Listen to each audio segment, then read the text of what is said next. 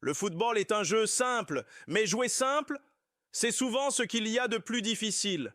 Mesdames et messieurs, ouvrons les yeux, ouvrons le débat, ouvrons surtout cette première page de la Coupe d'Afrique des Nations. Dans quelques heures, l'histoire s'écrit. Dans quelques heures, la République démocratique du Congo entre en scène. Face à elle, une équipe béninoise solide, disciplinée, sans complexe. Les Guépards du Bénin, un premier choc, un premier test, un premier message à envoyer à toute l'Afrique. C'est un match de première journée, mais chacun le sait, les premiers matchs ne se jouent pas, ils se gagnent. La victoire est possible pour la RDC, oui, mais elle n'est pas automatique. Elle dépendra d'un homme, d'un cerveau, d'un choix. Sébastien Desabre, parce qu'à ce niveau, mal choisir, c'est déjà perdre. Quand la Coupe d'Afrique des Nations s'ouvre, le temps change de nature. Chaque seconde devient lourde. Chaque ballon devient une décision. Chaque arrêt, une respiration collective. Ici, il n'y a pas de droite à l'erreur. Pas de seconde chance. La CAN ne prévient pas. Elle sanctionne. Un ballon mal jugé, une sortie hésitante, un rebond mal maîtrisé, et tout peut basculer. C'est pour cela qu'au moment de choisir le gardien, on ne parle pas seulement de talent. On parle de sang-froid, de nerfs solides, de mémoire du très haut niveau. Et dans ce silence tendu d'avant-match, un nom revient. Encore. Toujours. Un nom qui rassure le vestiaire, un nom qui calme la défense, un nom qui impose le respect avant même le coup d'envoi. Mathieu Polo. Le numéro 16 dans le dos, un chiffre devenu symbole, celui d'un homme habitué à regarder la pression droit dans les yeux, sans détourner le regard. Mathieu Polo, ce n'est pas seulement un gardien, c'est une présence, une voix derrière la ligne, un dernier rempart quand tout craque devant. Il a connu les matchs où le public retient son souffle. Les ballons brûlants à la 90e minute, les instants où un arrêt peut sauver un tournoi ou l'enterrer. Et à la CAN, on ne joue pas pour le beau geste, on joue pour les 3 points, pour l'élan, pour la confiance, pour le futur. Ce ne sont pas des matchs amicaux, ce sont des batailles comptables. Chaque point pèse lourd, chaque but encaissé laisse une cicatrice. Alors oui, il faut sécuriser l'arrière, verrouiller, fermer, rassurer. Parce que lorsqu'un gardien inspire confiance, la défense ose avancer, le milieu respire, l'attaque se libère. Et dans une compétition aussi cruelle que la CAN, tout commence par un gardien qui tient debout quand tout tremble.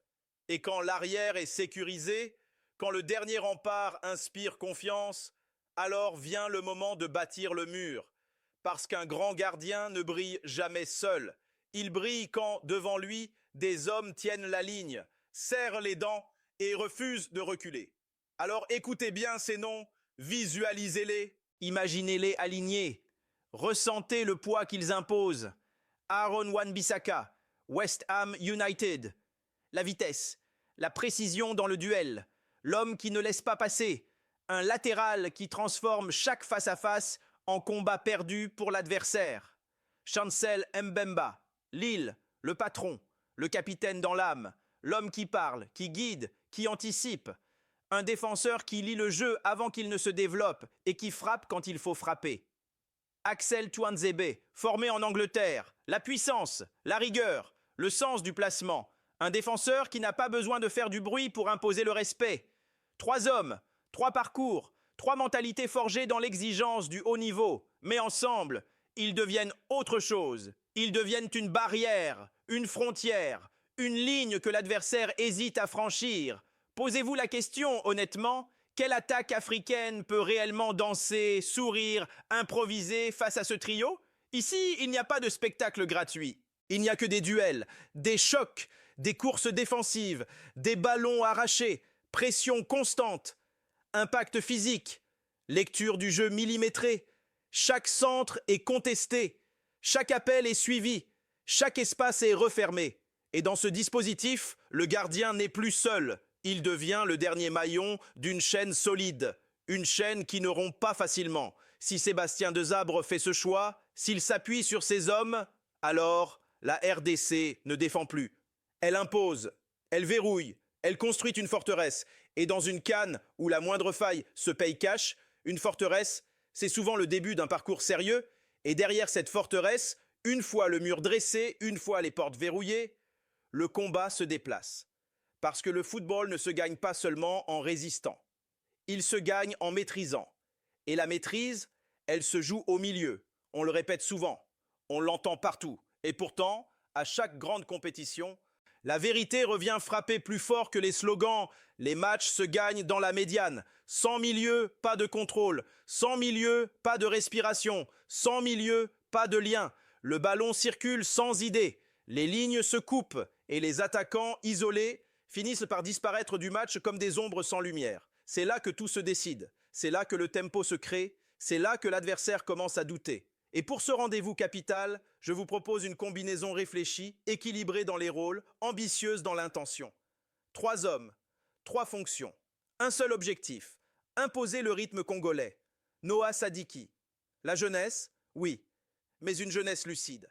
Première Coupe d'Afrique des Nations, première immersion dans l'arène continentale. Et pourtant, déjà cette capacité à organiser, à orienter le jeu, à jouer juste quand la pression monte. Sadiki, c'est le calme au cœur de la tempête, un joueur qui ne panique pas, qui respire quand d'autres suffoquent. Ngalayel Mukao.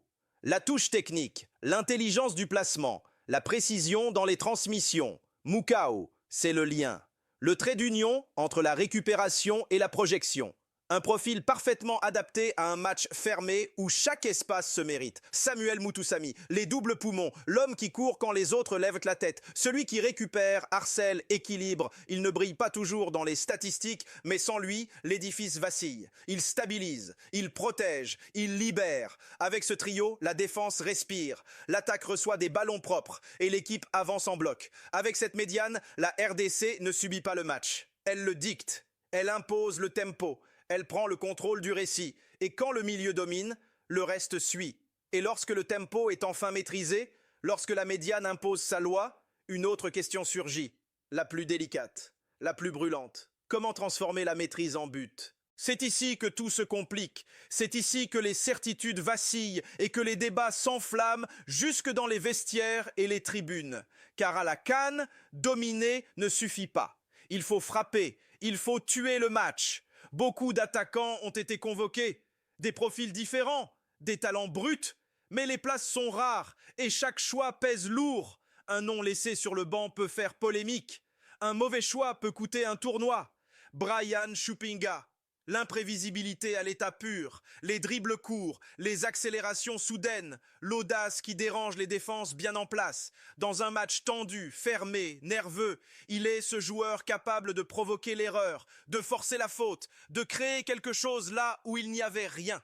Cédric Bakambu, l'expérience, le vécu, le sang-froid des grands soirs. Meilleur buteur actuel de la RDC, Bakambu connaît ses moments, il sait attendre, il sait se placer. Il sait frapper au bon instant. Dans une compétition comme la CAN, on a toujours besoin d'un homme qui ne tremble pas face au but. Méchac, la vitesse, la mobilité permanente, les appels dans le dos de la défense, un joueur qui étire le bloc adverse, qui crée des espaces, qui oblige la défense béninoise à reculer, à douter, à se découvrir. Avec ce trio offensif, l'objectif est clair. Briser la glace, faire sauter le verrou béninois, envoyer un signal fort dès le premier match, parce que marquer tôt, c'est libérer l'équipe, c'est faire exploser la tension, c'est prendre l'ascendant psychologique. Et si la RDC parvient à transformer sa maîtrise du milieu en efficacité devant le but, alors ce match d'ouverture peut devenir bien plus qu'une simple victoire. Il peut devenir une déclaration d'intention.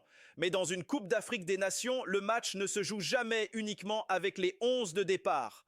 Quand l'intensité monte, quand les jambes brûlent, quand les espaces se ferment, le banc devient une arme. Après avoir cherché le but, après avoir tenté de faire la différence, vient le moment où le match bascule dans une autre dimension, la seconde période, là où la lucidité fait la différence entre une bonne équipe et une équipe qui va loin. C'est ici que la CAN se gagne, sur le banc, dans les regards échangés avec l'entraîneur, dans les décisions prises en quelques secondes, un joueur fatigué qu'on sort trop tard, un changement raté, une blessure mal anticipée et toute la dynamique peut s'effondrer. Sébastien Desabre le sait. Il n'aura pas le droit à l'hésitation. Il devra lire le match comme on lit un danger, sentir les temps faibles, identifier les moments où il faut appuyer et ceux où il faut temporiser. Lucide pour ne pas s'entêter.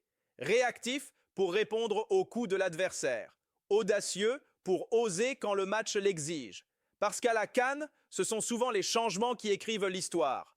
Un entrant qui accélère, un joueur frais qui casse le rythme, un choix fort qui surprend l'adversaire. Mais une chose est certaine, avec ce 11 proposé dès le coup d'envoi, avec cette solidité derrière, cette maîtrise au milieu et ces options offensives devant, la RDC ne vient pas pour observer, elle vient pour frapper fort dès l'entrée, imposer son rythme, installer la pression, forcer le Bénin à courir après le score. Et si le banc est utilisé avec intelligence, alors ce premier match peut devenir le socle d'un parcours ambitieux.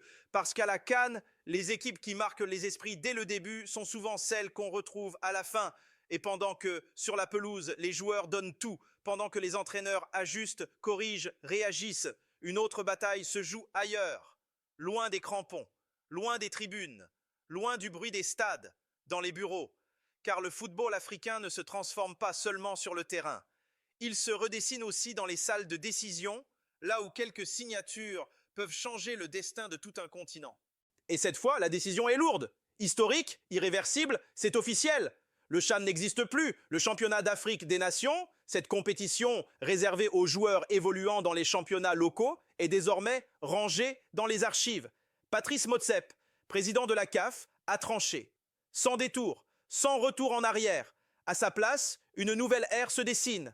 La Ligue des Nations africaines, un nouveau format, un calendrier continental réaménagé. Une vision qui se veut plus moderne, plus lisible, plus alignée sur les standards internationaux. Mais chaque révolution a son prix, car au-delà du CHAN, c'est tout l'écosystème du football africain qui est impacté. Les championnats locaux, les joueurs restés au pays, les opportunités de visibilité. Et ce n'est pas tout. Désormais, la Coupe d'Afrique des Nations elle-même change de rythme. Après 2028, la CAN se jouera tous les 4 ans, une décision qui bouleverse les habitudes, qui redéfinit les cycles, qui modifie la préparation des sélections. Une décision qui divise, une décision qui interroge, une décision qui force l'Afrique du football à se regarder dans le miroir. Moins de CAN, mais plus d'attente, plus de pression, plus de valeur sur chaque édition. Alors la question reste ouverte, brûlante, inévitable. Le football africain sortira-t-il grandi de cette nouvelle vision? Pendant que les joueurs écrivent l'instant présent sur le terrain, les dirigeants, eux, écrivent déjà le futur. Et pendant que l'Afrique s'interroge sur l'avenir de ses compétitions, le présent, lui, n'attend personne. La Coupe d'Afrique des Nations est lancée, les discours s'effacent, les décisions administratives passent au second plan. Match d'ouverture, celui qu'on n'oublie jamais, celui qui donne le ton, celui où la pression est à son maximum. Un stade plein, un public entièrement acquis à la cause du pays hôte, des regards lourds, des attentes immenses. Le Maroc entre en scène, favori assumé. Obligé de répondre présent. Maroc 2, Comores 0. Un score qui paraît maîtrisé, mais un match qui a demandé patience et lucidité. La tension est là, les Comores résistent, le temps passe. Et puis, à la 55e minute, le verrou saute. Brahim Diaz, calme, précis, efficace. Le Maroc respire. Mais le match refuse de se fermer. Un pénalty est manqué. Un doute traverse les tribunes. Un instant de flottement. Et dans ces moments-là, les grandes équipes répondent toujours. El Kaabi frappe. Froid, décisif, implacable. 2 buts. La maîtrise retrouvée. Le match est plié. À noter aussi une image forte. Achraf Hakimi sur le banc. Cheville fragile, prudence maximale, incertitude pour la suite de la compétition, un choix qui interroge, mais aussi un signal. Le Maroc gère sur le long terme et au-delà du score, le message est limpide. Le Maroc est prêt, prêt à assumer son statut, prêt à répondre à la pression, prêt à avancer pas à pas dans cette CAN où chaque détail compte.